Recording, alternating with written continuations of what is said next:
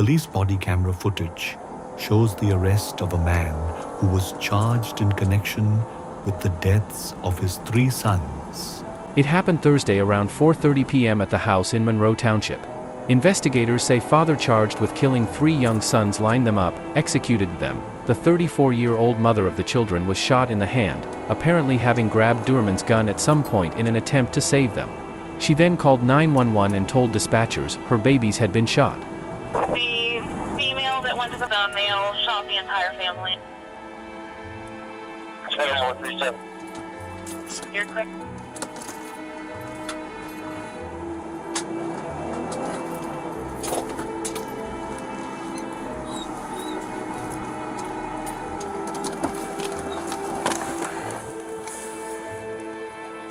Where's he at? Shooter's on the porch. Get him right here.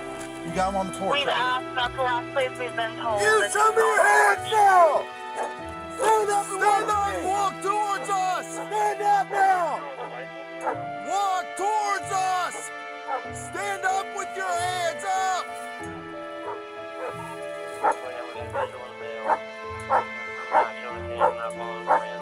Stand up now! His name is Chad Doerman. Chad Doerman. I know, but we can't. When he first came, he's not complying. You know who's the shooter, shoot him. You gotta find cover first. We ain't no good if we ain't safe ourselves.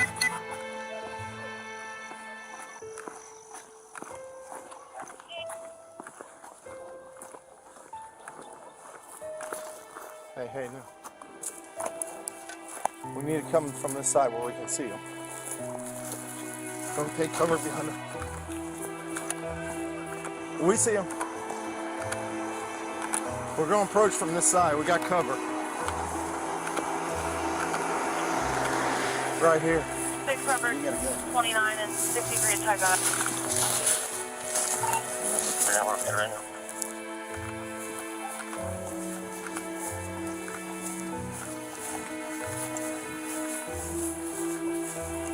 Show us your fucking hands now!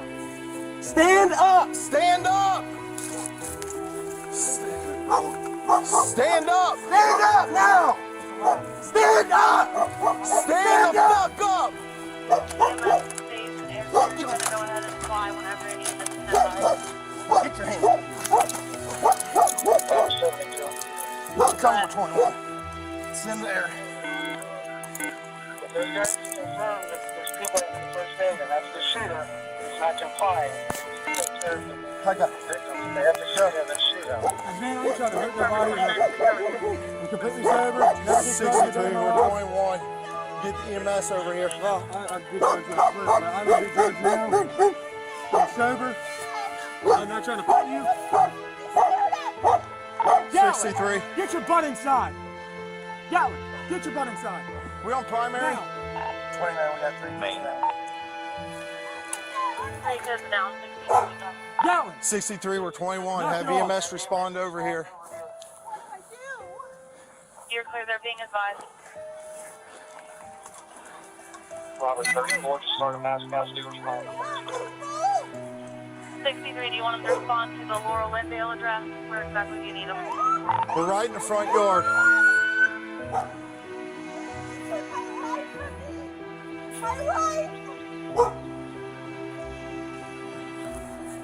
What are you doing, man? Hey, for the cops and all that. Y'all roll over. I ain't gonna hurt you. I ain't gonna hurt nobody. You got anything on you? No, I ain't got nothing, man. Phone, that's it. I ain't mad. I ain't nothing. Just make sure that dog don't come out. I don't think he'll bite you. Just don't reach for him and try to grab him and pet him. All right. He won't bite you. What's going on, man? Nothing. Can I stand up? It's kind of uncomfortable. I'm gonna I get ain't you gonna here do in a nothing. I ain't running second. away. You can do whatever you want.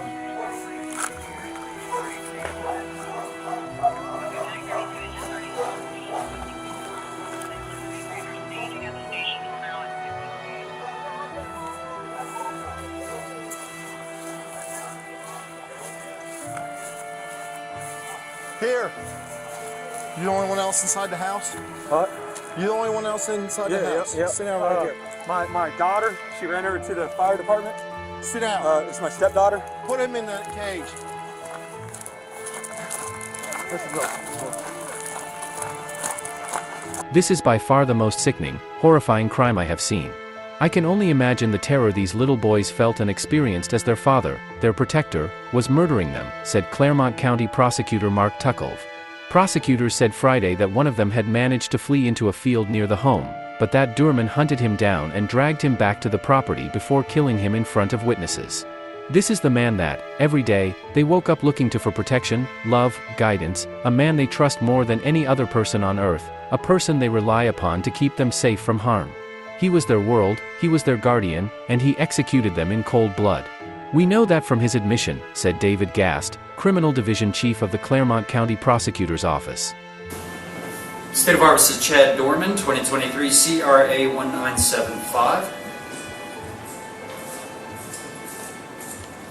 This matter is before the court today for purposes of bond hearing. Mr. Kelm, you were here on behalf of Mr. Doerman, Mr. DeCalvi, Mr. Gadd. That a bond of $75,000 were in condition to be imposed. Thank you. Thank you, Mr. DeCalvi. We, at this point, I'm going to let Mr. Gast handle the bond for what I have. Morning, Judge. Good morning. Judge, we've got law enforcement with us here today. Our office has been involved. Lots of people in our office have been involved with law enforcement throughout yesterday, afternoon, and evening, all the way through this morning. And the facts I have for you at this point are as follows. The trauma that this man has inflicted on his family, the community, law enforcement, first responders, and all of the rest of us who have any idea what's going on here is unspeakable. There's been a full admission in this case, Judge. The case is still new.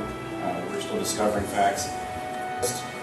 Incomprehensible cruelty. The father that stands before you lined up his 3 young boys, and he executed them in his own home with a rifle.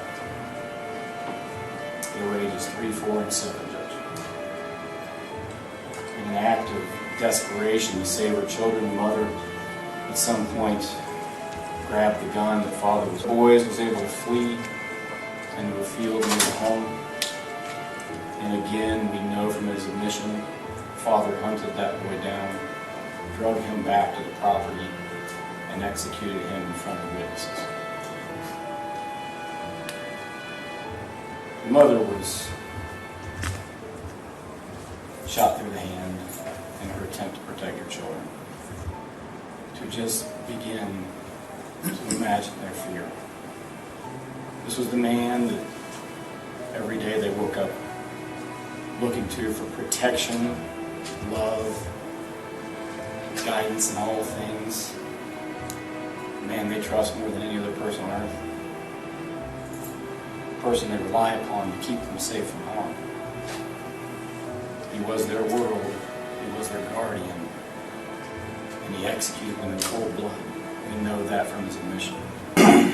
One of the most monstrous, craven, cowardly acts that will ever be our misfortune to see. To make things even more disturbing, Judge, this was no haphazard act. Again, by his own admission, he planned the happening on a whim. He's confessed to what I believe is the worst crime, at least I hope, that I'll see in my lifetime. I hope it's the worst fact pattern that ever comes before this court.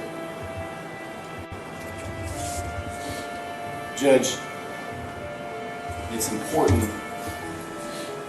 for the court to know, and Monroe Township Fire and EMS and other first responders bravely respond to the scene where they don't know what's going on. They did not know what they're facing, and they come into a scene that no one can ever be prepared for. No law enforcement training, no training of any kind prepares you for this. It's easy to forget that these are men and women with families, children, feelings, emotions. They're not some automaton performing a delegated function. They're people. 7-year-old children. They held these boys in their arms, knowing there was nothing they could do to save them. How long do those scars last? What day do you wake up from that? Did he have access to a weapon? Yes, obviously he did. The weight of the evidence against the defendant at this point, Judge, we stand here with a full admission of the defendant. That also goes to the confirmation of the defendant's identity, and witnesses on scene did see at least part of what happened. Next, the court is to consider the likelihood this person will return to court if a bond were issued. Again, this is the most heinous crime with the most severe penalty under the law that will be presented to the grand jury. That alone would be a major factor in discouraging a person from availing himself to this court or any other. And the thought to flee and the likelihood of flight is great in the state's opinion. The danger he poses to the community is a factor that this court can consider, and I think with the facts in front of you, Judge, we can't name a person that poses a greater threat to the community. As his prior record goes, Judge, it is fairly minimal. He was charged with domestic violence in 2010. He is not, to my knowledge, on probation committee control. Judge, the facts of this case are hopefully like no other we will ever see. When this case gets indicted in the Court of Common Pleas, I am certain that a no bond hearing will be held, and I would hope that would be granted. But at this point, this juncture, we're going to ask this court to issue a bond we've never asked for before. I'm going to ask for a bond of $20 million. I hope I never need to request such a bond again. Thank you. Date for preliminary hearing? The date for the preliminary hearing, Judge, is 6/26. No objection. The preliminary hearing will be set for June 26th at 1 p.m.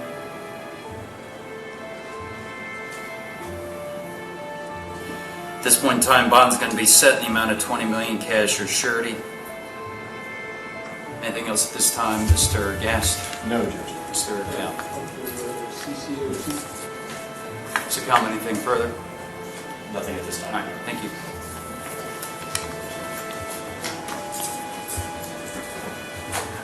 All rise.